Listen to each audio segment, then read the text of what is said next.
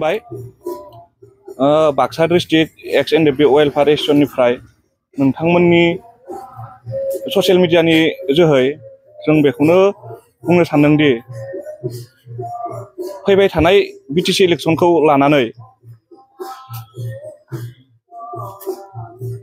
जों बाक्सा डिस्ट्रिक्ट एक्स NDFB welfare एसोसिएशननिफ्राय जानानै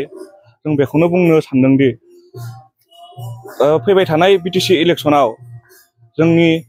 एक्स NDFB welfare एसोसिएशननिफ्राय इउपिपिएलनि दैदेनगिरि आरो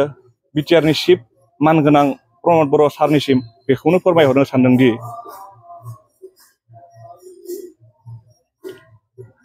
बाक्सा आरो तामुलपुर डिस्ट्रिक्टनि गेजेराव जोंनि एक्स एनडिएफबि वेलफेयार एसोसिएशननिफ्राय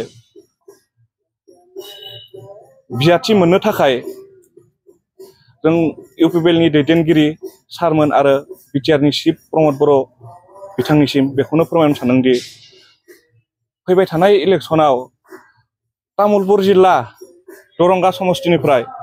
जोंनि एक्स एनडिएफबि वेलफेयारनि जानानै बिथां अन्जन बर'खौ बिजाथि महरै हास्थायदों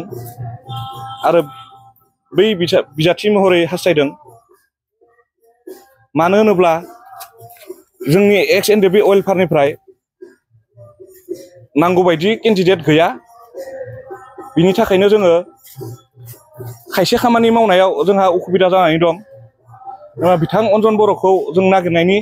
जाहोनानो जाहैबाय मानो होनब्ला बिथांजों जोङो एनि टाइम कानेक्सनाव थायो आरो खायसे खामानि मावनायाव जोंहा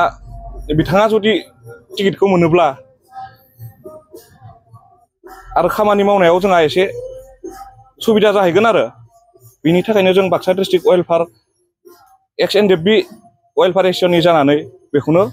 सारमोननिसिम फोरमायहरो।